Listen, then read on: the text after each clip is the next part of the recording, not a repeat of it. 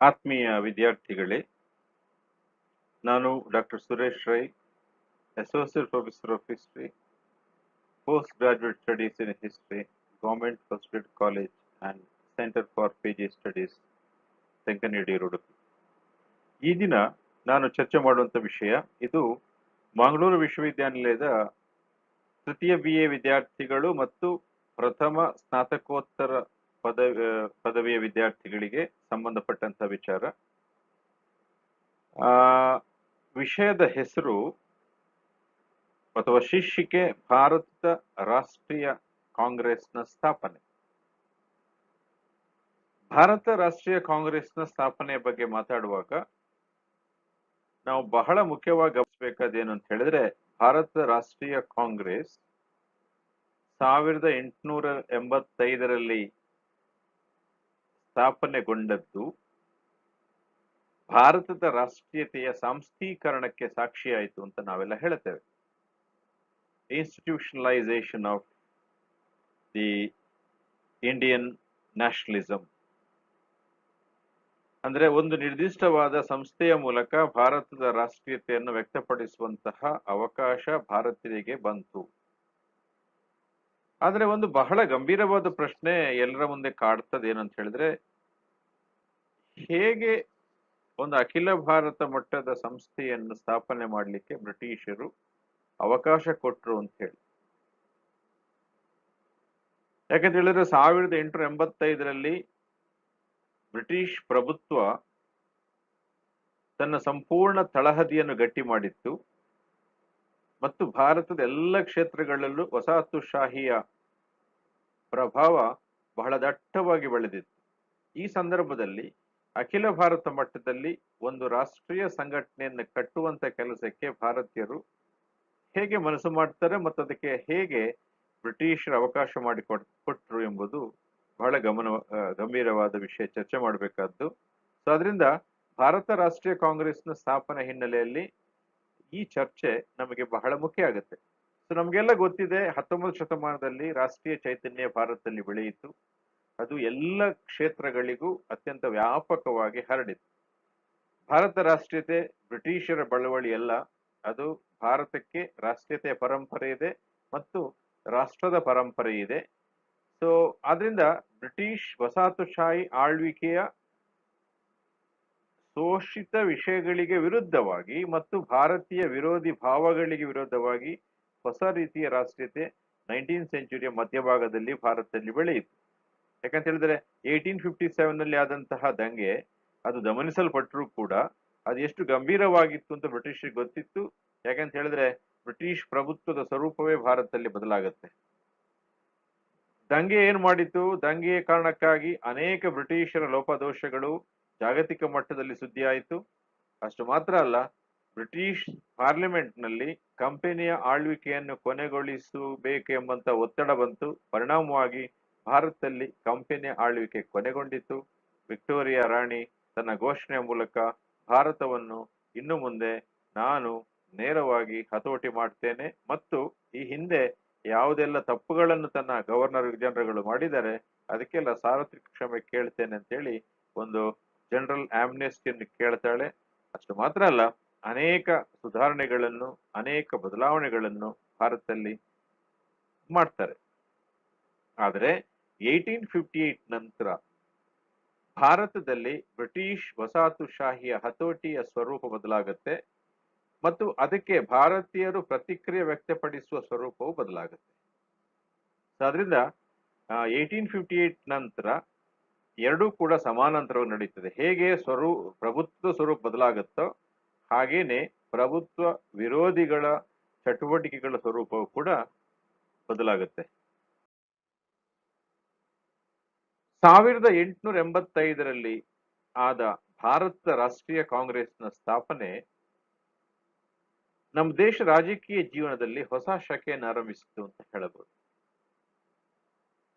ನಾನು ಆರಂಭದಲ್ಲಿ ಒಂದು ಸಂದೇಹ ವ್ಯಕ್ತಪಡಿಸಿದ್ದೆ, ಹೇಗೆ ಸಾಧ್ಯ ಆಯಿತು ಬ್ರಿಟಿಷ್ ಪ್ರಭುತ್ವದ ಅಸ್ತಿತ್ವ ಭಾರತದಲ್ಲಿ ಪ್ರಬಲವಾಗಿ ಇರುವಾಗ ಭಾರತ ರಾಷ್ಟ್ರೀಯ ಕಾಂಗ್ರೆಸ್ನಂತಹ ಒಂದು ಅಖಿಲ ಭಾರತ ಮಟ್ಟ ಸಂಘಟನೆಯನ್ನು ಸಂಘಟಿಸುವುದು ಮತ್ತು ನಿರ್ಮಿಸುವುದು ಹೇಗೆ ಸಾಧ್ಯ ಆಯಿತು? ಇದರ ಸ್ಥಾಪನೆ ಹಿಂದಿನ ಶಕ್ತಿ ಯಾರು ಎಂಬ ಪ್ರಶ್ನೆಗೆ ನಿರ್ದಿಷ್ಟವಾದ ಉತ್ತರ ಕೊಡುವುದು ಕಷ್ಟ ಅಂತ ಇತಿಹಾಸಕಾರರು ಹೇಳಿದ್ದಾರೆ. ಬಟ್ ಇದರ ಸ್ಥಾಪನೆಯ ಬಗ್ಗೆ ಅನೇಕ ಊಹಾಪೋಹಗಳಿದೆ, ಅನೇಕ ರಹಸ್ಯಗಳಿದೆ ಮತ್ತು ಬೇರೆ ಬೇರೆ ಇತಿಹಾಸಕಾರರು ತಾವು ಕಂಡುಕೊಂಡ ರೀತಿಯಲ್ಲಿ ಘಟನೆಯನ್ನು ವಿವರಿಸಿದ್ದಾರೆ. ಸಾಮಾನ್ಯವಾಗಿ ನಾವೆಲ್ಲ ತಿಳ್ಕೊಂಡಿರುವ ವಿಷಯ ಏನು ಅಂತ ಹೇಳಿದ್ರೆ, ಪುಟ್ಟ 2ನೇ ಕ್ಲಾಸಿನ ಹುಡುಗ ಸಮಾಜ ಶಾಸ್ತ್ರ ಓದ್ದವನು ಕೂಡ ಹೇಳ್ತಾನೆ, ಭಾರತ ರಾಷ್ಟ್ರೀಯ ಕಾಂಗ್ರೆಸ್ನ ಸ್ಥಾಪಕ ಯಾರು ಕೇಳಿದ್ರೆ ಎಒ ಹ್ಯೂಮ್ ಅಂತ. ಅಷ್ಟಕ್ಕೆ ನಿಲ್ಲುತ್ತೆ ಚರ್ಚೆ. ಸಾಮಾನ್ಯವಾಗಿ ಬೊಂಬಾಯಿ ಪ್ರಾಂತ್ಯದ ರಾಜಕೀಯ ಹೋರಾಟಗಾರರ ಬೆಂಬಲದೊಂದಿಗೆ ಎಒ ಹ್ಯೂಮ್ ಈ ಕಾರ್ಯ ನಿರ್ವಹಿಸಿದ್ರು ಅಂತ ಹೇಳಬಹುದು. ಎಒ ಹ್ಯೂಮ್ ಇವರ ಪೂರ್ಣ ಹೆಸರು ಆಲನ್ ವಕ್ಟೇವಿಯನ್ ಹ್ಯೂಮ್. ಇವರು ಬ್ರಿಟಿಷ್ ಭಾರತ ಸರ್ಕಾರದ ನಿವೃತ್ತ ಕಾರ್ಯದರ್ಶಿಗಳಲ್ಲಿ ಒಬ್ಬರು.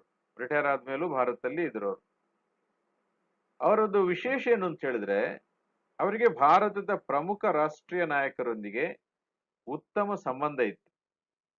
ಭಾರತೀಯರ ಬಗ್ಗೆ ಗೌರವ ಹಾಗೂ ಅಭಿಮಾನ ಬೆಳೆಸಿಕೊಂಡಿದ್ದಂತಹ ಅವರು ಬ್ರಿಟಿಷ್ ಸಾಮ್ರಾಜ್ಯದ ಪರಿಮಿತಿಯಲ್ಲಿ ರಾಷ್ಟ್ರೀಯತೆಯನ್ನು ಬೆಳೆಸಿಕೊಳ್ಳಲು ಯುವ ಭಾರತೀಯರಿಗೆ ಮಾರ್ಗದರ್ಶನ ನೀಡಲು ಭಾರತದಲ್ಲಿ ಉಳಿದರು.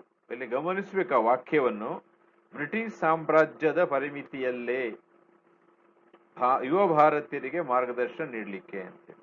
ಯಾಕಂದ್ರೆ ದಟ್ ವಾಸ್ ದಿ ಕ್ಲೈಮ್. ಯಾರ್ದು? ಬ್ರಿಟಿಷರದು. ಏನು? ನಾವಿರೋದು ಇಲ್ಲಿ ಯಾಕೆ ಅಂತ ಹೇಳಿದ್ರೆ, to train the Indians in the art of democracy, in the art of self rule. So ಇದು ಕ್ಲೈಮ್ ಪ್ರಭುತ್ವದ್ದು. ಆದ್ರೆ ಕ್ಲೈಮ್ ಮತ್ತು ಪರ್ಫಾರ್ಮೆನ್ಸ್ಗೆ ಸಂಬಂಧ ಇಲ್ಲ ಅಂತ ನಾನು ಈ ಹಿಂದಿನ ಒಂದು ಲೆಕ್ಚರ್ ಅಲ್ಲಿ ಹೇಳಿದ್ದೆ. ಸೊ ಅದು ಕಾಂಟ್ರಡಿಕ್ಷನ್ ಆಗಿ ಪರಿವರ್ತನೆ ಆಯಿತು ಅಂತ. ಹಾಗಾಗಿ ಇಲ್ಲಿಯೂ ಕೂಡ ಹ್ಯೂಮ್ ಅವರ ಭಾವದಲ್ಲಿ ಈ ಧ್ವನಿ ಇದೆ. ಏನು ಅಂತ ಹೇಳಿದ್ರೆ, ಯುವ ಭಾರತೀಯರಿಗೆ ರಾಷ್ಟ್ರೀಯತೆಯ ಬಗ್ಗೆ ಮಾರ್ಗದರ್ಶನ ನೀಡೋದು. ಅನೇಕ ವಿಶ್ವವಿದ್ಯಾನಿಲಯ ಘಟಿಕೋತ್ಸವಗಳಲ್ಲಿ ಅವರು ಭಾಷಣ ಮಾಡ್ತಾ ಇದ್ರು. ಯುವಕರಲ್ಲಿ ರಾಷ್ಟ್ರೀಯ ಪ್ರಜ್ಞೆಯನ್ನು ಮೂಡಿಸ್ತಾ ಇದ್ರು. ಯುವಕರಲ್ಲಿ ರಾಷ್ಟ್ರೀಯ ಪ್ರಜ್ಞೆ ಅಂತ ಹೇಳಿದ್ರೆ ಬ್ರಿಟಿಷ್ ವಿರೋಧಿ ಪ್ರಜ್ಞೆ ಅಲ್ಲ, ಅದು ಅವರು ಬೆಳೆಸುವ ರಾಷ್ಟ್ರೀಯ ಪ್ರಜ್ಞೆ ದೇಶದ ಬಗ್ಗೆ ಗೌರವ, ದೇಶದ ಸಮಸ್ಯೆಗಳ ಬಗ್ಗೆ ಪ್ರಜ್ಞೆಯನ್ನಿಟ್ಟುಕೊಳ್ಳುವುದು. ಆದರೆ ರಾಷ್ಟ್ರೀಯ ಪ್ರಜ್ಞೆಗೆ ಇದು ಬ್ರಿಟಿಷ್ ವಿರೋಧಿ ಪ್ರಜ್ಞೆ ಅಂತ ನಾವು ಹ್ಯೂಮನ ಸಂದರ್ಭದಲ್ಲಿ ಅರ್ಥ ಮಾಡ್ಕೊಳ್ಬಾರ್ದು. ಕ್ರಿಸ್ತಕ 1882ರಲ್ಲಿ ಸೇವೆಯಿಂದ ನಿವೃತ್ತರಾದ ಬಳಿಕ ಅವರು ಕಲ್ಕತ್ತಾ ವಿಶ್ವವಿದ್ಯಾನಿಲಯದ ಪದವೀಧರರಿಗೊಂದು ಬಹಿರಂಗ ಪತ್ರವನ್ನು ಬರೀತಾರೆ. ಅದರಲ್ಲಿ ಏನಿತ್ತು ಆ ಪತ್ರದಲ್ಲಿ? ಭಾರತದ ಅಭಿವೃದ್ಧಿಗೆ ದುಡಿಯುವಂತಹ ನಿಷ್ಠಾವಂತರಾದ ರಾಷ್ಟ್ರೀಯ ಹಿತಾಸಕ್ತಿ ಉಳ್ಳ ವಿದ್ಯಾವಂತರು ಮುಂದೆ ಬರಬೇಕು. ಸೊ ಕಾಂಗ್ರೆಸ್ ಸ್ಥಾಪನೆಯ ಮೂಲ ಉದ್ದೇಶದ ಬಗ್ಗೆ ಭಿನ್ನಾಭಿಪ್ರಾಯಗಳಿದ್ರೂ ಕೂಡ ಈ ಹ್ಯೂಮ್ನ ಈ ಧ್ವನಿಯಲ್ಲಿ ಯುವ ಜನಾಂಗದ ಅಥವಾ ಯುವಕರಿಗೆ ಕರೆ ನೀಡಿ ಯುವಕರನ್ನು ಒಂದು ಪ್ಲಾಟ್ಫಾರ್ಮ್ ಅಲ್ಲಿ ಸಂಘಟಿಸುವಂತಹ ಉದ್ದೇಶ ಎಒ ಹ್ಯೂಮ್ಗೆ ಇತ್ತು ಅಂತ. ಬಹಳ ವಿಚಿತ್ರ ಕಾಣುತ್ತೆ ನಿಮಗೆ. ಎಒ ಹ್ಯೂಮ್ ಒಂದು ರಾಷ್ಟ್ರೀಯ ಮಟ್ಟದ ಸಂಘಟನೆಯನ್ನು, ರಾಷ್ಟ್ರೀಯ ಪ್ರಜ್ಞೆಯನ್ನು ಬೆಳೆಸಲಿಕ್ಕೆ ಸ್ಥಾಪಿಸಿದ್ರು ಅಂತ ಹೇಳಿದ್ರೆ ಅದರ ಅರ್ಥ ಅದು, ನಾನು ಈಗಾಗಲೇ ಹೇಳಿದೆ, ಬ್ರಿಟಿಷ್ ವಿರೋಧಿ ಪ್ರಜ್ಞೆ ಅಲ್ಲ. ಅದರಿಂದ ಈ ಕಾಂಗ್ರೆಸ್ನ ಸ್ಥಾಪನೆಯ ಮೂಲದ ಬಗ್ಗೆ ಮತ್ತು ಉದ್ದೇಶದ ಬಗ್ಗೆ ಇರುವಂತಹ ಕಾಂಟ್ರಡಿಕ್ಷನ್ ಸ್ವಾಭಾವಿಕ. ಕಾಂಗ್ರೆಸ್ ಸ್ಥಾಪನೆಯ ಹಿನ್ನೆಲೆಯಲ್ಲಿ ಎರಡು ಬಹಳ ಮುಖ್ಯವಾದಂತಹ ವಾದಗಳಿದೆ. ಒಂದು, ವಾಸ್ತವ ಏನಾಯಿತು ಅಂತ, ಅಂದ್ರೆ ನಾವು ತಿಳ್ಕೊಂಡ ವಾಸ್ತವ, ಅಥವಾ ಅನೇಕ ವಾಸ್ತವಗಳಲ್ಲಿ ಇದೊಂದು ವಾಸ್ತವ ಅಂತ ಹೇಳಬಹುದು. ಇನ್ನೊಂದು ರಹಸ್ಯ, ಮಿತ್ ಅಂತ ಹೇಳ್ತೇವೆ. The myth of the foundation of the Indian national Congress ಅಂತ. ರಹಸ್ಯ ಏನು ಅಂತ. ಆ ಮಿತ್ ಏನು ಅಂತ ಹೇಳಿದ್ರೆ, ಒಂದು ಥಿಯರಿಯನ್ನು ಪ್ರತಿಪಾದಿಸಲಾಗಿದೆ. ಅದನ್ನು ಸೇಫ್ಟಿ ವಾಲ್ ಥಿಯರಿ ಅಂತ ಕರಿತೇವೆ ಇಂಗ್ಲಿಷ್ ನಲ್ಲಿ, ಅಥವಾ ಸುರಕ್ಷಾ ಕವಾಟ ಸಿದ್ಧಾಂತ ಅಂತ ಕರಿತೇವೆ ನಾವು. ಏನು ಈ ಸಿದ್ಧಾಂತ? ಈ ಸಿದ್ಧಾಂತವನ್ನು ಬ್ರಿಟಿಷ್ ಸರ್ಕಾರದ ಅಧಿಕೃತ ಪಿತೂರಿ ಸಿದ್ಧಾಂತ ಅಂತ ಪರಿಗಣಿಸಲಾಗಿದೆ. ಬ್ರಿಟಿಷ್ ಸರ್ಕಾರ ದ ಅಫಿಷಿಯಲ್ ಕಾನ್ಸ್ಪಿರಸಿ ಥಿಯರಿ ಅಂತ ಹೇಳ್ತೇವೆ. ಈ ಸಿದ್ಧಾಂತವನ್ನು ಪ್ರತಿಪಾದಿಸಿದವನು ಯಾರು ಕೇಳಿದ್ರೆ, ಎಒ ಹ್ಯೂಮ್ನ ಆತ್ಮಚರಿತ್ರೆಕಾರ ವಿಲಿಯಂ ವೆಡರ್ಬರ್ನ್ ಅಂತ. ಈತ 1913ರಲ್ಲಿ ತನ್ನ ಬರವಣಿಗೆಗಳಲ್ಲಿ ಈ ವಿಷಯವನ್ನು ಪ್ರಸ್ತಾಪಿಸ್ತಾನೆ. ಏನ್ ಹೇಳುತ್ತೆ ಈ ಸಿದ್ಧಾಂತ? ಈ ಸಿದ್ಧಾಂತದ ಪ್ರಕಾರ ಎಒ ಹ್ಯೂಮ್ ರವರು 1857ರ ದಂಗೆಯ ಕಾಲದಲ್ಲಿನ ಭಾರತೀಯರ ಆಕ್ರೋಶಗಳನ್ನು ಕಣ್ಣಾರೆ ಕಂಡಿದ್ರು. ಓಕೆ, ಭಾರತೀಯ ಜನರಲ್ಲಿ ಸಂಪರ್ಕವಿಟ್ಟುಕೊಂಡಿದ್ದು ರಾಜಕೀಯ ಅತೃಪ್ತಿ ಬೆಳೆಯುತ್ತಿದೆ ಎಂಬುದನ್ನು ಸಾಕ್ಷ್ಯಾಧಾರ ಮೂಲಕ ತಿಳಿದಿದ್ದರು. ಇದು ಎಲ್ಲರಿಗೂ ಗೊತ್ತಿದ್ದ ವಿಚಾರ. ಇದಕ್ಕೆ ಎಒ ಹ್ಯೂಮ್ ಕೂಡ ಸಾಕ್ಷಿಯಾಗಿದ್ದರು. ದಖನ್ನಿನ ಮುಂಬೈ ಪ್ರಾಂತ್ಯದಲ್ಲಿ ವಾಸುದೇವ ಬಲವಂತ ಫಡ್ಕೆ ಎಂಬರ ನಾಯಕತ್ವದಲ್ಲಿ ವ್ಯವಸಾಯಕ್ಕೆ ಸಂಬಂಧಿಸಿದ ಆಂದೋಲನಗಳು, ಹಿಂದೂ ಧರ್ಮೀಯರು ತಮ್ಮ ಧಾರ್ಮಿಕ ಗುರುಗಳೊಡನೆ ಬ್ರಿಟಿಷ ವಿರುದ್ಧ ನಡೆಸಿದ ವಿಫಲ ಮಾತುಕತೆಗಳು ಹ್ಯೂಮ್ರನ್ನು ಎಚ್ಚರಿಸಿದ್ದವು. ಸೊ ಹಾಗಾಗಿ ಅಸಹಾಯಕತೆ ಹಾಗೂ ಅರೆಹೊಟ್ಟೆಯಲ್ಲಿರುವ ಜನರು ಹಿಂಸಾತ್ಮಕ ಹಾಗೂ ಕಾನೂನುಬಾಹಿರವಾದ ಕೃತ್ಯಗಳಲ್ಲಿ ತೊಡಗಿ ಎಂದಾದರೂ ಮತ್ತೊಮ್ಮೆ 1857ರಂತಹ ದಂಗೆಗೆ ಕಾರಣರಾಗುವ ಸಂಭವವಿತ್ತು. ಆದ್ರಿಂದ ಇಂತಹ ಅಶಾಂತಿಗೆ ಹ್ಯೂಮ್ ಒಂದು ರಕ್ಷಣಾ ಸಾಧನವನ್ನು ಕಾಂಗ್ರೆಸ್ ಮೂಲಕ ಒದಗಿಸಲು ನಿರ್ಧಾರ ಮಾಡಿದರು ಅಂತ ಈ ಸಿದ್ಧಾಂತ ಹೇಳುತ್ತೆ. ಅಂದ್ರೆ ಎಒ ಹ್ಯೂಮ್ ಪ್ರಕಾರ ಭಾರತದ ಈಶಾನ್ಯ ಭಾಗಗಳಲ್ಲಿ, ವಿಶೇಷವಾಗಿ ಗುಡ್ಡಗಾಡು ಜನರು, ಟ್ರೈಬಲ್ಸ್, ರೈತರು, ಕಾರ್ಮಿಕರು ಬ್ರಿಟಿಷ್ ವಿರೋಧಿ ಭಾವನೆಯನ್ನು ಬಹಳ ವ್ಯಾಪಕವಾಗಿ ಹೊಂದಿದ್ರು. ಇವರು ಒಂದು ವೇಳೆ ದಂಗೆ ಎದ್ರೆ 1857ರಂತಹ ದಂಗೆ ಇನ್ನೊಂದು ಭಾರತದಲ್ಲಿ ಆಗಬಹುದು ಎಂಬ ಉದ್ದೇಶದಿಂದ, ಅಥವಾ ಆಗಬಹುದು ಎಂದು ಅಂದುಕೊಂಡಂತ ಎಒ ಹ್ಯೂಮ್ ಅಂತಹ ಸಂಭವನೀಯವಾದಂತಹ ದಂಗೆಯನ್ನು ತಡೆಯುವ ಉದ್ದೇಶದಿಂದ ವಿದ್ಯಾವಂತ ಭಾರತೀಯರ ಸಂಪರ್ಕ ಸಾಧಿಸಿ ಮತ್ತು ಬ್ರಿಟಿಷ್ ವೈಸರಾಯ್ ಆಗಿದ್ದಂತಹ ಡಫ್ರಿನ್ನ ವಿಶ್ವಾಸವನ್ನು ಗಳಿಸಿ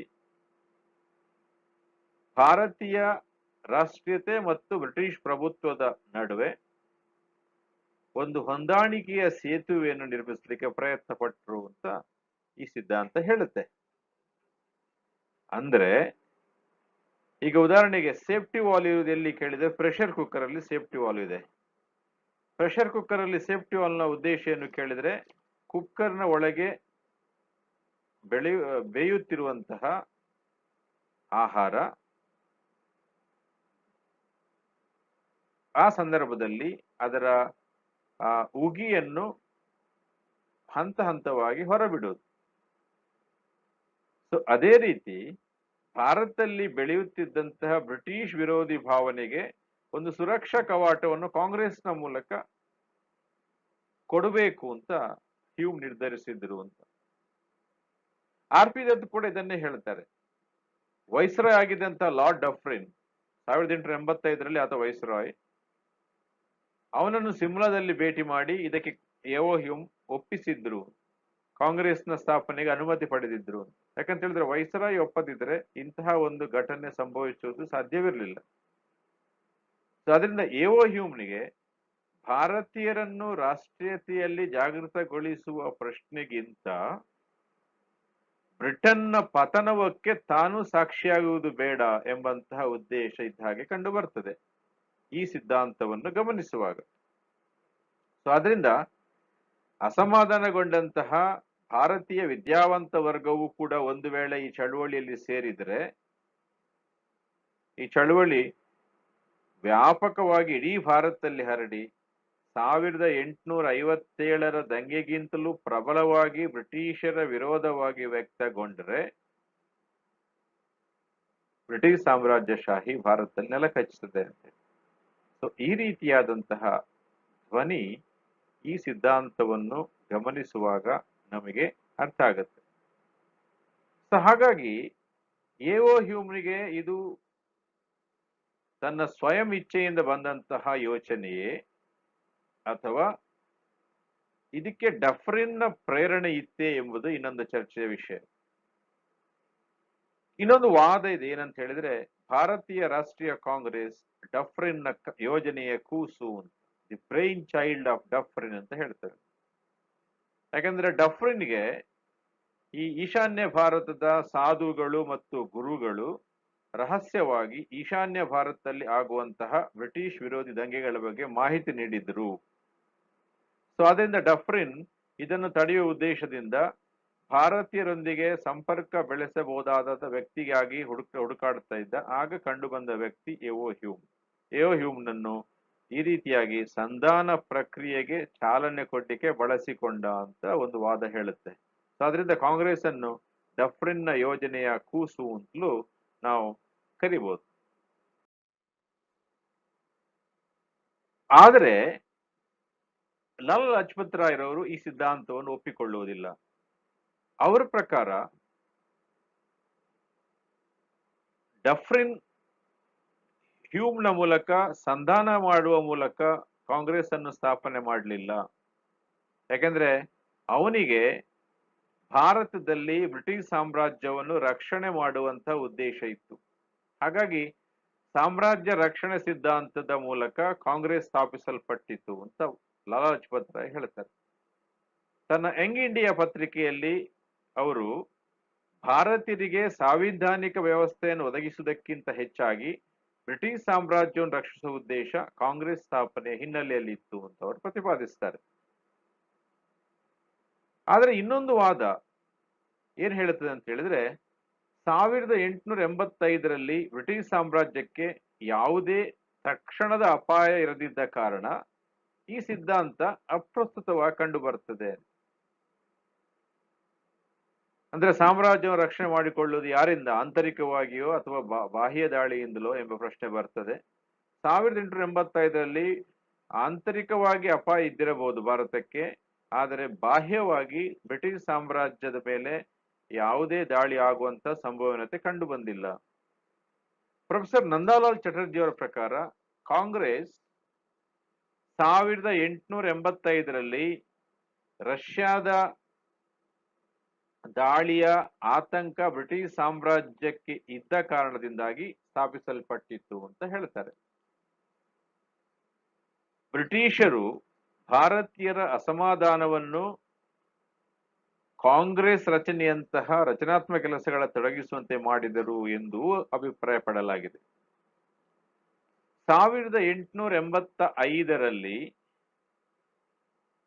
ರಷ್ಯಾದ ದಾಳಿ ಭಾರತದ ಮೇಲೆ ಆಗುವ ಅಪಾಯದ ಬಗ್ಗೆ ಪ್ರಸ್ತಾಪಿಸುವ ನಂದಾಲಾಲ್ ಚಟರ್ಜಿ ಅವರು, ಯಾಕೆಂದ್ರೆ ರಷ್ಯಾ 1885ರ ಸಮಯದಲ್ಲಿ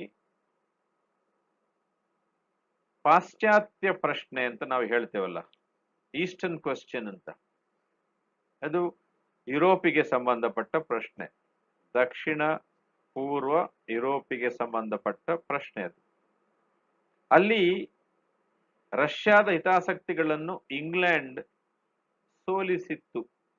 ಅದು ಸ್ಯಾನ್ ಸ್ಟಿಫಾನೋ ಟ್ರೀಟಿಯ ಷರತ್ತುಗಳನ್ನು ರದ್ದುಗೊಳಿಸದಿರಬಹುದು, ಅಥವಾ ಬರ್ಲಿನ್ ಕಾಂಗ್ರೆಸ್ನಲ್ಲಿ ಬಿಸ್ಮಾರ್ಕ್ ರಷ್ಯಾಕ್ಕೆ ಮಾಡಿದಂತಹ ಅತೃಪ್ತಿಕರವಾದಂತಹ ಕೆಲಸ ಇರಬಹುದು. ಅಂದ್ರೆ ರಷ್ಯಾದ ಏಕಪಕ್ಷೀಯವಾದಂತಹ ಹಸ್ತಕ್ಷೇಪವನ್ನು ಟರ್ಕಿಯ ವ್ಯವಹಾರದಲ್ಲಿ ತಡೆದದ್ದು ಉಂಟಲ್ಲ, ಇದು ಕೂಡ ರಷ್ಯಾದ ಅಸಮಾಧಾನಕ್ಕೆ ಬಹಳ ಮುಖ್ಯ ಕಾರಣ ಆಗಿತ್ತು. ಯಾಕೆಂದ್ರೆ ರಷ್ಯಾದ ಹಸ್ತಕ್ಷೇಪವನ್ನು ವಿರೋಧಿಸಿದಂತಹ ಪ್ರಬಲ ರಾಷ್ಟ್ರದಲ್ಲಿ ಇಂಗ್ಲೆಂಡ್ ಬಹಳ ಮುಖ್ಯವಾದ್ದು. ರಷ್ಯಾ ಟರ್ಕಿಯ ಸಾಮ್ರಾಜ್ಯದ ಪತನವನ್ನು ಬಯಸಿದ್ರೆ ಇಂಗ್ಲೆಂಡ್ ಟರ್ಕಿಯ ಸಾಮ್ರಾಜ್ಯವನ್ನು ಉಳಿಸಿಕೊಳ್ಳಿಕ್ಕೆ ಪ್ರಯತ್ನಿಸ್ತಾ ಇತ್ತು. ಸೊ ಅದರಿಂದ ತನ್ನ ಹಿತಾಸಕ್ತಿಗಳಿಗೆ ಆಗಾಗ ಅಡ್ಡಿ ಮಾಡುತ್ತಿದ್ದಂತಹ ಬ್ರಿಟನ್ ಅನ್ನು ಭಾರತ ಮೂಲಕ ಆಕ್ರಮಿಸುವಂತ ಉದ್ದೇಶ ಇತ್ತು. ಹಾಗಾಗಿ ಭಾರತೀಯರ ಸಪೋರ್ಟ್ ಅನ್ನು ಪಡೆಯುವಂತ ದೃಷ್ಟಿಯಿಂದ ಭಾರತೀಯರಿಗೆ ಕಾಂಗ್ರೆಸ್ ಅನ್ನು ಎಸ್ಟಾಬ್ಲಿಷ್ ಮಾಡಲಿಕ್ಕೆ ಡಫ್ರಿನ್ ಸಪೋರ್ಟ್ ಮಾಡಲಿಕ್ಕೆ ಹ್ಯೂಮ್ನ ಮೂಲಕ ತಿಳಿಸಿದ. ಸೊ ಈ ವಾದವು ಕೂಡ ಇದೆ ಕಾಂಗ್ರೆಸ್ ಸ್ಥಾಪನೆಯ ಹಿನ್ನೆಲೆಯಲ್ಲಿ. ಆದರೆ ಮಂದಗಾಮಿಗಳ ಪ್ರಮುಖ ನಾಯಕರಾದಂತಹ ಗೋಪಾಲಕೃಷ್ಣ ಗೋಖಲೆಯವರು ಭಾರತ ರಾಷ್ಟ್ರೀಯ ಕಾಂಗ್ರೆಸ್ ಬ್ರಿಟಿಷ್ ಸರ್ಕಾರದ ಪ್ರಾಯೋಜಕತ್ವದಲ್ಲೇ ಸ್ಥಾಪನೆಯಾಯಿತು ಅಂತ ಹೇಳ್ತಾರೆ ಮತ್ತು ಅವರದನ್ನು ಸಮರ್ಥಿಸ್ತಾರೆ ಕೂಡ. ಯಾಕೆಂದ್ರೆ ಬ್ರಿಟಿಷರ ಸಹಾಯವಿಲ್ಲದೆ 1885ರ ಸಂದರ್ಭದಲ್ಲಿ ಯಾವ ಭಾರತೀಯನೂ ಕೂಡ ಭಾರತೀಯ ರಾಷ್ಟ್ರೀಯ ಕಾಂಗ್ರೆಸ್ ಅನ್ನು ಸ್ಥಾಪನೆ ಮಾಡ್ಲಿಕ್ಕೆ ಆಗ್ತಾ ಇರಲಿಲ್ಲ. ಸೊ ಅದರಿಂದ ಅತ್ಯಂತ ಕೃತಜ್ಞತಾಪೂರ್ವಕವಾಗಿ ಅವರು ಹೇಳ್ತಾರೆ ಕಾಂಗ್ರೆಸ್ ಸ್ಥಾಪನೆಗೆ ಬ್ರಿಟಿಷ್ ಪ್ರಭುತ್ವವೇ ಕಾರಣ ಅಂತ. ಯಾಕಂತ ಹೇಳಿದ್ರೆ ಮಂದಗಾಮಿಗಳ ಆರಂಭಿಕ ಹೋರಾಟದ ಶೈಲಿಯೇ ಹಾಗಿತ್ತು, ಬ್ರಿಟಿಷ್ ವಿಶ್ವಾಸಕ್ಕೆ ಧಕ್ಕ ಬಾರದ ಹಾಗೆ ಹೋರಾಡುವುದು. ಹಾಗಾಗಿ ಗೋಪಾಲಕೃಷ್ಣ ಗೋಖಲೆ ಅವರು ಈ ರೀತಿ ಪ್ರತಿಪಾದನೆ ನೀಡಿದ್ರಲ್ಲಿ ಯಾವುದೇ ವಿಚಿತ್ರ ಇಲ್ಲ. ಸೊ ಅವರ ಪ್ರಕಾರ ಭಾರತೀಯನೊಬ್ಬ ಅಂತಹ ಅಖಿಲ ಭಾರತ ಮಟ್ಟದ ಚಳವಳಿ ಆರಂಭಿಸಲು ಪ್ರಯತ್ನಿಸಿದ್ದರೆ ಬ್ರಿಟಿಷರು ಅದನ್ನು ಅಸ್ತಿತ್ವಕ್ಕೆ ಬಾರದಂತೆ ತಡಿತಾ ಇದ್ರು. ಕಾಂಗ್ರೆಸ್ನ ಸ್ಥಾಪಕ ಒಬ್ಬ ಮಹಾನ್ ಆಂಗ್ಲ ನಿವೃತ್ತ ಅಧಿಕಾರಿ ಆಗಿಲ್ಲದೆ ಇರುತ್ತಿದ್ರೆ ಅದನ್ನು ದಮನಿಸಲು ಬ್ರಿಟಿಷರು ಒಂದಲ್ಲ ಒಂದು ದಾರಿಯನ್ನು ಕಂಡು ಹಿಡಿತಾ ಇದ್ರು. ಯಾಕೆಂದ್ರೆ ಭಾರತೀಯರ ರಾಜಕೀಯ ಆಂದೋಲನಗಳ ಬಗ್ಗೆ ಬ್ರಿಟಿಷರಲ್ಲಿ ದೊಡ್ಡ ಪ್ರಮಾಣದಲ್ಲಿ ಅನುಮಾನಗಳಿದ್ದು, ಅದರಿಂದ ಅದನ್ನು ಇಷ್ಟು ವ್ಯವಸ್ಥಿತವಾಗಿ ಸಂಘಟನೆ ಆಗ್ಲಿಕ್ಕೆ ಬ್ರಿಟಿಷರು ಬಿಡ್ತಾ ಇರಲಿಲ್ಲ ಅಂತ ಗೋಖಲೆ ಹೇಳ್ತಾರೆ.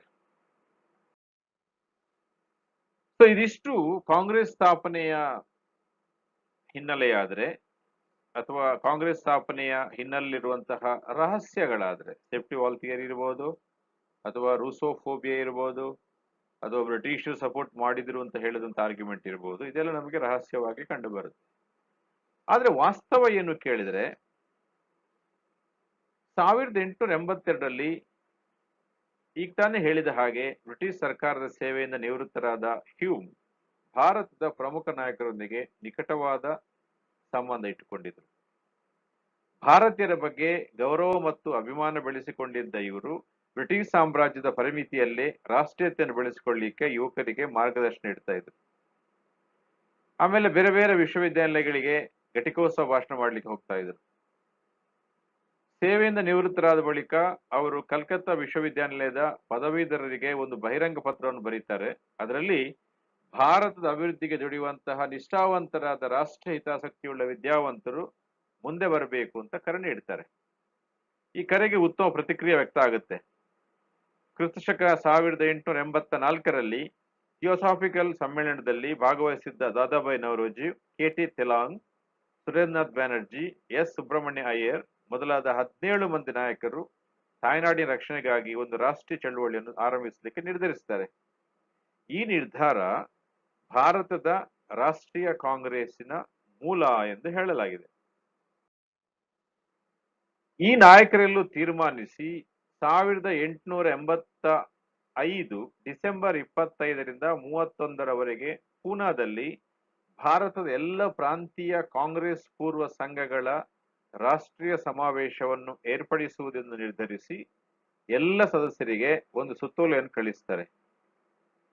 ಪೂನಾದಲ್ಲಿ ಕಾಲರಾ ಕಾಯಿಲೆಯು ಗಂಭೀರವಾಗಿ ಪರಿಣಮಿಸುವುದರಿಂದ ಸಮಾವೇಶದ ಸ್ಥಳವನ್ನು ಬೊಂಬಾಯಿಗೆ ಬದಲಿಸಲಾಯಿತು. ಸುರೇಂದ್ರನಾಥ್ ಬ್ಯಾನರ್ಜಿಯವರ ಇಂಡಿಯನ್ ಅಸೋಸಿಯೇಷನ್ನ 2ನೇ ಮಹಾಸಭೆಯಾದ ಇಂಡಿಯನ್ ನ್ಯಾಷನಲ್ ಕಾನ್ಫರೆನ್ಸ್ ನಲ್ಲಿಯೂ ಈ ನಿರ್ಧಾರವನ್ನು ಕೈಗೊಳ್ಳಲಾಗಿತ್ತು. ಹೀಗೆ ಭಾರತ ರಾಷ್ಟ್ರೀಯ ಕಾಂಗ್ರೆಸ್ನ ಪ್ರಥಮ ಸಮಾವೇಶ 1885 ಡಿಸೆಂಬರ್ 28ರಂದು ಬೊಂಬಾಯಿಯ ಗೋವಾಲಿಯ ರಸ್ತೆಯಲ್ಲಿರುವ ಗೋಕುಲ್ದಾಸ್ ತೇಜ್ಪಾಲ್ ಸಂಸ್ಕೃತ ಕಾಲೇಜಿನಲ್ಲಿ ಆರಂಭವಾಯಿತು. ಈ ಅಧಿವೇಶನದಲ್ಲಿ ಬಂಗಾಳದ ಭಾರತೀಯ ಕ್ರೈಸ್ತರಾಗಿದ್ದ ಡಬ್ಲ್ಯೂ.ಸಿ. ಬ್ಯಾನರ್ಜಿ ಅವರನ್ನು ಅಧ್ಯಕ್ಷರನ್ನಾಗಿ ಮಾಡಲಾಯಿತು. ಈ ಸಮಾವೇಶದಲ್ಲಿ ಭಾಗವಹಿಸಿದಂತಹ ಪ್ರಮುಖರು ಅಂತ ಹೇಳಿದ್ರೆ ಎಂ.ಜಿ. ರಾನಡೆ, ಆರ್.ಜಿ. ಭಂಡಾರ್ಕರ್, ದಾದಾಬಾಯಿ ನವರೋಜಿ, ಫಿರೋಜ್ ಶಾ ಮೆಹ್ತಾ, ಅಶ್ವಿನ್ ಕುಮಾರ್ ದತ್ತ, ಅರವಿಂದ ಘೋಷ್, ಬಿಪಿನ್ ಚಂದ್ರ ಪಾಲ್, ಟಿ.ಇ. ವಾಚ ಮೊದಲಾದಂತಹ 72 ಮಂದಿ ಗಣ್ಯರು ಭಾಗವಹಿಸಿದರು. ಈ ಅಧಿವೇಶನದಲ್ಲಿ ಎ.ಓ. ಹ್ಯೂಮ್ನನ್ನು ಕಾಂಗ್ರೆಸ್ನ ಜನಕ ಎಂದು ಹೊಗಳಲಾಯಿತು. 1912ರಲ್ಲಿ ಆತ ಸಾಯುವವರೆಗೆ ಮುಂದಿನ ಎಲ್ಲ ಕಾಂಗ್ರೆಸ್ ಅಧಿವೇಶನದಲ್ಲಿ ಆತನ ನಾಮಸ್ಮರಣೆ ಮಾಡಲಾಗ್ತಾ ಇತ್ತು. ಆದ್ದರಿಂದ ಈ ವಾಸ್ತವವನ್ನು ಗಮನಿಸಿದರೆ ಸುರಕ್ಷಾ ಕವಾಟ ಸಿದ್ಧಾಂತವೇ ಕಾಂಗ್ರೆಸ್ ಸ್ಥಾಪನೆಗೆ ಕಾರಣವಾಯಿತೆಂಬುದು ಬಹಳ ಸಂಕುಚಿತವಾದ ವ್ಯಾಖ್ಯಾನವಾಗಿ ಕಂಡುಬರುತ್ತದೆ. ಯಾಕೆಂದರೆ ಕಾಂಗ್ರೆಸ್ ಸ್ಥಾಪನೆ ಹಿನ್ನೆಲೆಯಲ್ಲಿ ದೇಶಾದ್ಯಂತ ಬೆಳೆಯುತ್ತಿದ್ದ ರಾಷ್ಟ್ರೀಯ ಚಳವಳಿಯ ಭಾವನೆಯೂ ಕೂಡ ಕೆಲಸ ಮಾಡ್ತದೆ. ಈ ಸುರಕ್ಷಾ ಕವಾಟ ಸಿದ್ಧಾಂತ ಪ್ರಕಾರ ವಿದ್ಯಾವಂತ ವರ್ಗದವರು ಅತೃಪ್ತ ರೈತ ಸಮುದಾಯದೊಂದಿಗೆ ಸೇರಿಕೊಂಡು ಬ್ರಿಟಿಷ್ ವಿರೋಧಿ ಚಳವಳಿಯನ್ನು ಮಾಡುವುದನ್ನು ತಡೆಯಲು ಡಫ್ರಿನ್ ಹ್ಯೂಮ್ನ ಮೂಲಕ ಕಾಂಗ್ರೆಸ್ ಸ್ಥಾಪನೆ ಮಾಡಿಸೆನ್ನುವುದರಲ್ಲಿ ಅಥವಾ ಈ ವಿಚಾರವನ್ನು ನಂಬುವುದು ಬಹಳ ಕಷ್ಟ. ಯಾಕೆಂದರೆ ಹ್ಯೂಮ್ನ ಉದ್ದೇಶಗಳು ದ್ವಂದ್ವದಿಂದ ಕೂಡಿತ್ತು. ಹ್ಯೂಮ್ರಿಗೆ ಕಾಂಗ್ರೆಸ್ ಸ್ಥಾಪಿಸಲು ಸಹಕರಿಸಿದ ಭಾರತೀಯ ನಾಯಕರು ಕೂಡ ದೇಶಪ್ರೇಮಿಗಳೇ. ಕಾಂಗ್ರೆಸ್ ಸ್ಥಾಪನೆಗೆ ನಿವೃತ್ತ ಅಧಿಕಾರಿಯ ಸಹಾಯ ದೊರೆತರೆ ಈ ಚಳುವಳಿಗೆ ಬ್ರಿಟಿಷ್ ಅಧಿಕಾರಿಗಳ ವಿರೋಧವಿರುವುದಿಲ್ಲವೆಂದು ಭಾರತೀಯ ನಾಯಕರು ಹ್ಯೂಮ್ರನ್ನು ಬಳಸಿಕೊಂಡರೆಂದರೆ ತಪ್ಪಲ್ಲ. ಆದರೆ ಪ್ರೊಫೆಸರ್ ಬಿಪಿನ್ ಚಂದ್ರ ಕಾಂಗ್ರೆಸ್ ಸ್ಥಾಪನೆ ಹಿಂದಿರುವ ರಹಸ್ಯ ಮತ್ತು ಸುರಕ್ಷಾ ಕವಾಟ ಸಿದ್ಧಾಂತವನ್ನು ವಿರೋಧಿಸುತ್ತಾರೆ. ಅವರ ಪ್ರಕಾರ ಕಾಂಗ್ರೆಸ್ ಸ್ಥಾಪನೆ ಭಾರತದಲ್ಲಿ ರಾಷ್ಟ್ರೀಯ ಜಾಗೃತಿಯ ಪರಾಕಾಷ್ಠತೆ ಅಂತ ಅವರು ಹೇಳ್ತಾರೆ. ಎಒ ಹ್ಯೂಮ್ನ ಸಹಕಾರ ಇಲ್ಲದಿದ್ದರೂ ಕೂಡ ಕಾಂಗ್ರೆಸ್ ಸ್ಥಾಪನೆ ಆಗ್ತಾ ಇತ್ತು ಎಂದು ವಾದಿಸುವ ಬಿಪಿನ್ ಚಂದ್ರ ಕಾಂಗ್ರೆಸ್ ಅನ್ನು ಹ್ಯೂಮ್ ಸುರಕ್ಷಾ ಕವಾಟವಾಗಿ ಬಳಸಿದರೆ ಕಾಂಗ್ರೆಸ್ ನಾಯಕರು ಹ್ಯೂಮ್ನನ್ನು ಮಿಂಚು ಬಂಧಕವನ್ನಾಗಿ ಬಳಸಿದರು ಎಂದು ಬಿಪಿನ್ ಚಂದ್ರ ಅಭಿಪ್ರಾಯ ಪಡುತ್ತಾರೆ. ಈ ವಾದ ಒಂದು ಹಂತದಲ್ಲಿ ಸರಿಯಾಗಿದೆ ಎಂದು ಕಂಡು ಬರ್ತದೆ. ಯಾಕೆಂತ ಹೇಳಿದ್ರೆ ಕಾಂಗ್ರೆಸ್ ಅನ್ನು ಎಸ್ಟಾಬ್ಲಿಷ್ ಮಾಡುವ ಮೂಲಕವಾಗಿ ಭಾರತೀಯ ಬ್ರಿಟಿಷ್ ವಿರೋಧಿ ಭಾವನೆಗೆ ಒಂದು ನಿಗದಿತವಾದ ವೇದಿಕೆಯನ್ನು ಕಲ್ಪಿಸಲಿಕ್ಕೆ ಬ್ರಿಟಿಷರು ಪ್ರಯತ್ನಿಸಿದ್ದಾರೆ. ಅಂದ್ರೆ ಹಿಂಸಾತ್ಮಕವಾದ ಚಳುವಳಿ ಒಮ್ಮೆಲೆ ಅವರ ಮೇಲೆ ದಾಳಿ ಮಾಡದಿರಲಿ ಎಂಬ ಉದ್ದೇಶದಿಂದ ಅದನ್ನು ತಮ್ಮ ಲಾಭಕ್ಕಾಗಿ ಭಾರತೀಯರು ಬಳಸಿಕೊಂಡ್ರು ಅಂತ. ಹೇಗೆ ಅಂತ ಹೇಳಿದ್ರೆ ಬ್ರಿಟಿಷರು ಕೂಡ ಭಾರತೀಯ ವಿರೋಧಿ ಚಟುವಟಿಕೆಗಳಿಗೆ ಜನರ ಮೇಲೆ ನೇರ ದಾಳಿ ಮಾಡದೆ ಕಾಂಗ್ರೆಸ್ಸಿನ ಮೂಲಕವಾಗಿಯೇ ಎಲ್ಲ ಶಾಸನಗಳನ್ನು ಕಾಯ್ದೆಗಳನ್ನು ಜನಗಳಿಗೆ ತಲುಪುವಂತ ವ್ಯವಸ್ಥೆ ಮಾಡಬೇಕಾಯಿತು. ಹಾಗಾಗಿ ಮಿಂಚು ಬಂಧಕವಾಗಿ ಕಾಂಗ್ರೆಸ್ ಅನ್ನು ಭಾರತೀಯ ರಾಷ್ಟ್ರೀಯ ಹೋರಾಟಗಾರರು ಬಳಸಿಕೊಂಡ್ರು ಎಂದು ಬಿಪಿನ್ ಚಂದ್ರ ಹೇಳಿದ್ರಲ್ಲಿ ವಾಸ್ತವದ ಅಂಶ ಬಹಳ ಇದೆ. ಆರಂಭದಲ್ಲಿ ಕಾಂಗ್ರೆಸ್ನ ಗುರಿ ಮತ್ತು ಉದ್ದೇಶಗಳೇನು? ಆರಂಭದಲ್ಲಿ ಕಾಂಗ್ರೆಸ್ ಬ್ರಿಟಿಷರೊಂದಿಗೆ ನೇರ ಹೋರಾಟದ ಮೂಲಕ ಸ್ವಾತಂತ್ರ್ಯ ಗಳಿಸುವ ಉದ್ದೇಶ ಹೊಂದಿರಲಿಲ್ಲ. ಅದರ ಪ್ರಮುಖವಾದ ಆರಂಭಿಕ ಗುರಿಗಳು ಒಂದು, ರಾಷ್ಟ್ರೀಯತೆಯನ್ನು ಬೆಳೆಸುವುದು. ಎರಡನೇದಾಗಿ ರಾಷ್ಟ್ರೀಯತೆಯನ್ನು ಜಾಗೃತಿಯಿಂದ ಪೋಷಿಸಿ ರಾಷ್ಟ್ರೀಯ ಚಳವಳಿಯಲ್ಲಿ ಹೆಚ್ಚು ಹೆಚ್ಚು ಜನರು ಭಾಗವಹಿಸುವಂತೆ ಮಾಡುವುದು. ಮೂರನೇದು, ಭಾರತೀಯರಿಗೆ ರಾಜಕೀಯ ಶಿಕ್ಷಣವನ್ನು ನೀಡುವುದು ಮತ್ತು ರಾಷ್ಟ್ರೀಯ ಚಳವಳಿಯ ಬಗ್ಗೆ ಮನವರಿಕೆ ಮಾಡಿಕೊಡುವುದು. ನಾಲ್ಕನೇದು, ಭಾರತದ ರಾಜಕೀಯ ಸಮಸ್ಯೆಗಳ ಬಗ್ಗೆ ಹಾಗೂ ಸಂಘಟನೆಯ ಬಗ್ಗೆ ಸಾರ್ವಜನಿಕ ಅಭಿಪ್ರಾಯವನ್ನು ಮೂಡಿಸುವುದು. ಐದನೇದು, ಭಾರತೀಯರ ಪ್ರಮುಖ ಬೇಡಿಕೆಗಳ ಬಗ್ಗೆ ದೇಶಾದ್ಯಂತ ಸಾರ್ವಜನಿಕ ಅಭಿಪ್ರಾಯ ಮೂಡಿಸಿ ಬ್ರಿಟಿಷ್ ವಿರೋಧಿ ಚಳುವಳಿಯನ್ನು ಅಖಿಲ ಭಾರತ ಮಟ್ಟಕ್ಕೆ ಹೊಂದಿಸುವುದು. ಅಲ್ಲದೆ ರಾಷ್ಟ್ರೀಯ ಏಕತೆಯನ್ನು ಮೂಡಿಸುವುದು ಮತ್ತು ಭಾರತೀಯರನ್ನು ಜಾತಿ, ಜನಾಂಗ, ಪ್ರಾಂತೀಯ ಭೇದಗಳಿಲ್ಲದೆ ಒಗ್ಗೂಡಿಸುವುದು. ಪ್ರಮುಖವಾದ ಉದ್ದೇಶಗಳು ಏನು ಅಂತ ಹೇಳಿದ್ರೆ, ಕಾಂಗ್ರೆಸ್ ತನ್ನ ಮೊದಲ ಅಧಿವೇಶನದಲ್ಲಿ ಕೈಗೊಂಡ ನಿರ್ಣಯಗಳು ಅದರ ಧ್ಯೇಯೋದ್ದೇಶಗಳನ್ನು ಈ ರೀತಿ ತಿಳಿಸಿವೆ. ಯಾವುದು? ಭಾರತದ ಆಡಳಿತ ಸುಧಾರಣೆಗೆ ಆಯೋಗವೊಂದನ್ನು ನೇಮಿಸುವುದು, ಪ್ರಾಂತ್ಯಗಳಲ್ಲಿ ವಿಧಾನಮಂಡಲಗಳ ರಚನೆ ಮಾಡುವುದು, ಕೇಂದ್ರ ಹಾಗೂ ಪ್ರಾಂತ್ಯಗಳ ವಿಧಾನಮಂಡಲಗಳಲ್ಲಿ ಚುನಾಯಿತ ಸದಸ್ಯರಿಗೆ ಹೆಚ್ಚಿನ ರೆಪ್ರೆಸೆಂಟೇಷನ್ ಕೊಡುವುದು, ಭಾರತದ ಮಿಲಿಟರಿ ಕಾಸ್ಟ್ ಅನ್ನು ಕಮ್ಮಿ ಮಾಡುವುದು, ಲಂಡನ್ನಂತೆ ಭಾರತದಲ್ಲೂ ಸಿವಿಲ್ ಸರ್ವಿಸ್ ಎಕ್ಸಾಮಿನೇಷನ್ ನಡೆಸುವುದು, ರಾಜ್ಯಾಂಗ ಕಾರ್ಯದರ್ಶಿಯ ಭಾರತದಲ್ಲಿರುವ ಸಮಿತಿಗಳನ್ನು ರದ್ದುಗೊಳಿಸುವುದು ಮತ್ತು ಭಾರತದ ಪ್ರಮುಖ ಸಮಸ್ಯೆಗಳ ಬಗ್ಗೆ ಅಥವಾ ಅವುಗಳ ಚರ್ಚೆಗಳ ಸಂದರ್ಭದಲ್ಲಿ ವಿದ್ಯಾವಂತ ಭಾರತೀಯರನ್ನು ವಿಶ್ವಾಸಕ್ಕೆ ತೆಗೆದುಕೊಳ್ಳುವುದು. ಆರಂಭದಲ್ಲಿ ಭಾರತೀಯ ರಾಷ್ಟ್ರೀಯ ಕಾಂಗ್ರೆಸ್ನ ಕಾರ್ಯಕ್ರಮಗಳ ಮುಖ್ಯ ಲಕ್ಷಣ ಹೇಗಿತ್ತು ಅಂತ ಹೇಳಿದ್ರೆ, ಅವರು ಬ್ರಿಟಿಷರಿಗೆ ವಿಧೇಯರಾಗಿ ಕಾರ್ಯನಿರ್ವಹಿಸ್ತಾ ಇದ್ರು. ವೃತ್ತಿಪರ ವರ್ಗ, ಅದರಲ್ಲಿ ನ್ಯಾಯವಾದಿಗಳು ಹೆಚ್ಚಿನ ಸಂಖ್ಯೆಯಲ್ಲಿ ಕಾಂಗ್ರೆಸ್ನ ಸದಸ್ಯರಾಗಿದ್ದರು. ಆರಂಭಿಕ ವರ್ಷಗಳಲ್ಲಿ ಕಾಂಗ್ರೆಸ್ ರೈತಾಪಿ ವರ್ಗ ಹಾಗೂ ಭಾರತದ ಸಾಂಪ್ರದಾಯಿಕ ವರ್ಗವಾದ ಜಮೀನ್ದಾರ ಸದಸ್ಯತ್ವವನ್ನು ಪಡೆಯಲಿಲ್ಲ. ವಿದ್ಯಾವಂತ ಮಧ್ಯಮ ವರ್ಗ ಮಾತ್ರ ಕಾಂಗ್ರೆಸ್ನ ಕಾರ್ಯಕ್ರಮಗಳಲ್ಲಿ ಭಾಗವಹಿಸ್ತಾ ಇತ್ತು. ಕ್ರಿಸ್ತಶಕ 1886 ಡಿಸೆಂಬರ್ 26ರಂದು ಎರಡನೇ ಕಾಂಗ್ರೆಸ್ ಅಧಿವೇಶನ ದಾದಾಬಾಯಿ ನವರೋಜಿ ಅವರ ಅಧ್ಯಕ್ಷತೆಯಲ್ಲಿ ಕಲ್ಕತ್ತಾದಲ್ಲಿ ನಡೆಯಿತು. ಈ ಅಧಿವೇಶನದಲ್ಲಿ 440 ಪ್ರತಿನಿಧಿಗಳು ಭಾಗವಹಿಸಿದ್ರು. 1885ರ ಮೊದಲನೇ ಅಧಿವೇಶನ ರಾಷ್ಟ್ರೀಯ ಪ್ರಜ್ಞೆಯನ್ನು ಬೆಳೆಸಿದೆ ಎಂಬುದನ್ನು ಎರಡನೇ ಅಧಿವೇಶನದಲ್ಲಿ ಹೆಚ್ಚು ಸಂಖ್ಯೆಯ ಪ್ರತಿನಿಧಿಗಳ ಭಾಗವಹಿಸುವಿಕೆ ದೃಢಪಡಿಸಿತು. ಕ್ರಿಸ್ತಶಕ 1887ರಲ್ಲಿ ಕಾಂಗ್ರೆಸ್ನ ಮೂರನೇ ಅಧಿವೇಶನ ಬದ್ರುದ್ದೀನ್ ತ್ಯಾಬ್ಜಿ ಅವರ ಅಧ್ಯಕ್ಷತೆಯಲ್ಲಿ ಮದ್ರಾಸ್ನಲ್ಲಿ ನಡೆಯಿತು. ಈ ಅಧಿವೇಶನದಲ್ಲಿ 607 ಪ್ರತಿನಿಧಿಗಳು ಭಾಗವಹಿಸಿದರು. ಈ ಎಲ್ಲ ಪ್ರತಿನಿಧಿಗಳು ವೃತ್ತಿನಿರತ ವರ್ಗಗಳಾದ ವೈದ್ಯಕೀಯ ಕ್ಷೇತ್ರ, ನ್ಯಾಯವಾದಿಗಳು, ಪ್ರಾಧ್ಯಾಪಕರು ಮೊದಲಾದ ಗುಂಪಿನಿಂದ ಬಂದವರಾಗಿದ್ದರು. ಸುರೇಂದ್ರನಾಥ್ ಬ್ಯಾನರ್ಜಿ, ಫಿರೋಜ್ ಶಾ ಮೆಹ್ತಾ, ದಾದಾಬಾಯಿ ನವರೋಜಿ, ಬದ್ರುದ್ದೀನ್ ತ್ಯಾಬ್ಜಿ, ಗೋಪಾಲ್ ಕೃಷ್ಣ ಗೋಖಲೆ, ಮೋತಿಲಾಲ್ ನೆಹರು ಮೊದಲಾದವರು ಕಾಂಗ್ರೆಸ್ಸಿನ ಆರಂಭಿಕ ನಾಯಕರುಗಳಾಗಿದ್ದರು. ಕಾಂಗ್ರೆಸ್ನ ಆರಂಭಿಕ ಕಾರ್ಯವೈಖರಿ ಈಗ ತಾನೇ ಹೇಳಿದ ಹಾಗೆ ಅದು ಬ್ರಿಟಿಷರಿಗೆ ವಿಧೇಯರಾಗಿ ಕೆಲಸ ಮಾಡುವುದಾಗಿತ್ತು. ಹಾಗಾಗಿ ಅವರಲ್ಲಿ ಎಂತಹ ಭಾವನೆ ಇತ್ತು ಅಂತ ಹೇಳಿದ್ರೆ, ಕಾಂಗ್ರೆಸ್ ಸ್ಥಾಪನೆ ಭಾರತದಲ್ಲಿ ಆದ್ದು ಬ್ರಿಟಿಷ್ ಕೃಪೆಯಿಂದ. ಹಾಗಾಗಿ ನಾವು ಬ್ರಿಟಿಷರ ಈ ನೆರವನ್ನು ಅತ್ಯಂತ ಕೃತಜ್ಞತಾಪೂರ್ವಕವಾಗಿ ನೆನಪಿಟ್ಟುಕೊಳ್ಳಬೇಕು ಮತ್ತು ಯಾವ ನಮ್ಮ ನಡವಳಿಕೆಯಲ್ಲೂ ಕೂಡ ಬ್ರಿಟಿಷ್ ವಿರೋಧಿ ಭಾವನೆ ವ್ಯಕ್ತ ಆಗಬಾರದು ಮತ್ತು ಯಾವುದೇ ಬ್ರಿಟಿಷ್ ಕಾರ್ಯಕ್ರಮಗಳನ್ನು ವಿರೋಧಿಸುವುದಾಗಿದ್ರೂ ಕೂಡ ಅದು ಸಾಂವಿಧಾನಿಕ ರೀತಿಯಲ್ಲೇ ಅದಕ್ಕೆ ವ್ಯಕ್ತಪಡಿಸಬೇಕು. ಅಲ್ಲದೆ ಅವರು ಆರಂಭಿಕ ಕಾಂಗ್ರೆಸ್ ನಾಯಕರು ಅಂತ ನಾವು ಯಾರನ್ನು ಹೇಳ್ತೇವಲ್ಲ, ಅಥವಾ ಮಂದಗಾಮಿಗಳು ಅಂತ ಯಾರನ್ನು ಹೇಳ್ತಾರಲ್ಲ, ಅವರೆಲ್ಲರೂ ಕೂಡ ಬಹಳ ಮುಖ್ಯವಾಗಿ ಅನುಸರಿಸಿದಂತಹ ಮಾನದಂಡ ಯಾವುದು ಅಂತ ಹೇಳಿದ್ರೆ ಪಿಟಿಷನ್, ಪ್ರೇಯರ್, ಪ್ರೊಟೆಸ್ಟ್. ಇದನ್ನು ನಾವು 3 P's ಅಂತ ಹೇಳ್ತೇವೆ. ಅರ್ಜಿ ಬರೆಯುವುದು, ಪ್ರಾರ್ಥಿಸುವುದು ಮತ್ತು ಕೊನೆಗೆ ಬ್ರಿಟಿಷ್ ವಿರೋಧಿ ನಿಲುವಿನ ಬಗ್ಗೆ ಬೀದಿಗಿಳಿದು ಅಹಿಂಸಾತ್ಮಕವಾಗಿ ಪ್ರತಿಭಟಿಸುವುದು. ಅದರಿಂದ ಯಾವುದೇ ಹಿಂಸಾತ್ಮಕ ಚಳುವಳಿಯಲ್ಲಿ ನಂಬಿಕೆ ಮಂದಗಾಮಿಗಳು ಅಥವಾ ಆರಂಭಿಕ ಕಾಂಗ್ರೆಸ್ ನಾಯಕರುಗಳು ಇಟ್ಟಿರಲಿಲ್ಲ. ಸೊ ಈ ರೀತಿಯಾಗಿದ್ದಂತಹ ಪರಸ್ಪರ ಅಂಡರ್ಸ್ಟ್ಯಾಂಡಿಂಗ್ ಅಲ್ಲಿ ಆರಂಭಿಕ ಕಾಂಗ್ರೆಸ್ ನಾಯಕರು ಮತ್ತು ಆರಂಭಿಕ ಕಾಂಗ್ರೆಸ್ ನಾಯಕರ ಕಾರ್ಯವೈಖರಿ ಈ ರೀತಿ ಇತ್ತು.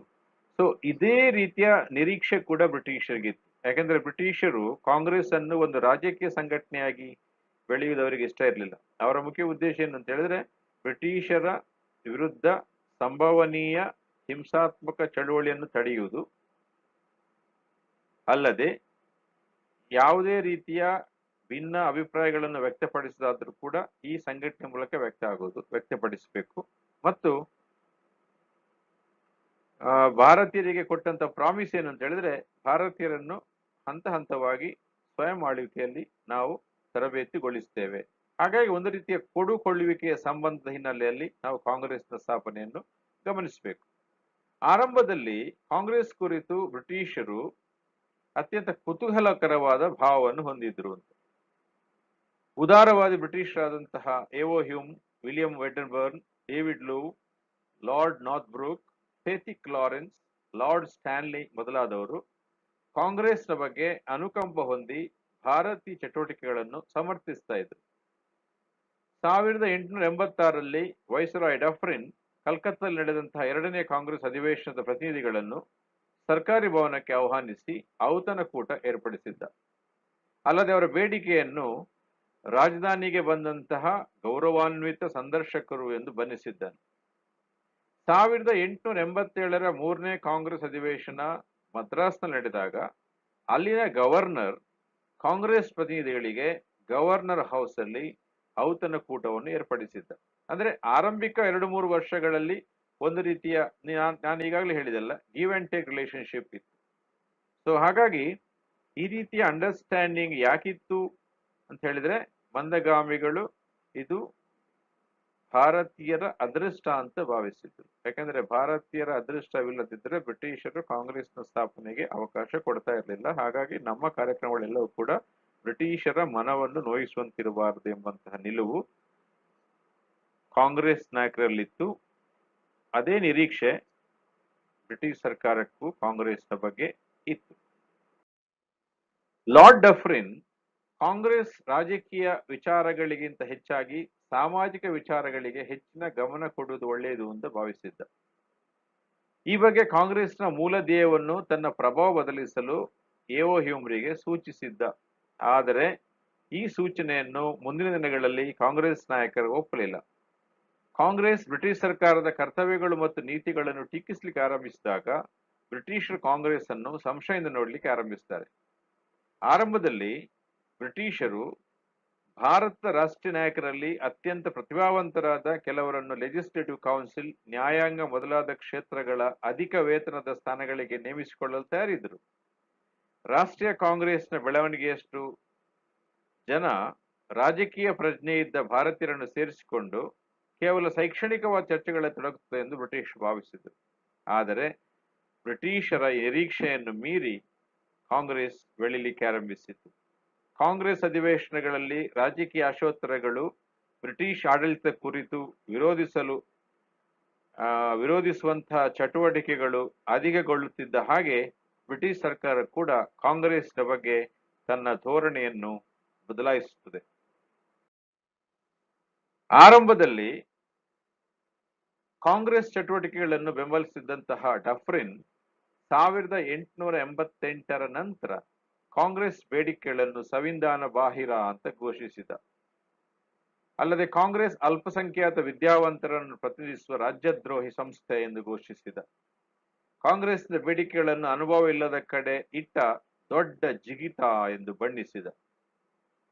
ನಂತರ ಕಾಂಗ್ರೆಸ್ ಸಭೆ ಹಾಗೂ ಅಧಿವೇಶನಗಳಲ್ಲಿ ಸರ್ಕಾರಿ ನೌಕರರು ಹಾಜರಾಗಕೂಡದೆಂದು ಸರ್ಕಾರ ಆದೇಶ ಹೊರಡಿಸುತ್ತದೆ. 1889ರ ಅಲಹಾಬಾದ್ ಕಾಂಗ್ರೆಸ್ ಅಧಿವೇಶನವನ್ನು ಮಾಡಲು ನಿಗದಿಗೊಳಿಸಿದ್ದ ಖಾಲಿ ಅಧಿವೇಶನವನ್ನು ಉಪಯೋಗಿಸಲು ಸರ್ಕಾರ ಅನುಮತಿ ಕೊಡಲಿಲ್ಲ. ಕಾಂಗ್ರೆಸ್ನ ಚಟುವಟಿಕೆಗಳ ಬಗ್ಗೆ ಇಂಗ್ಲೆಂಡ್ನಲ್ಲೂ ವಿರೋಧವಾದ ಭಾವನೆಗಳು ವ್ಯಕ್ತ ಆಗುತ್ತವೆ.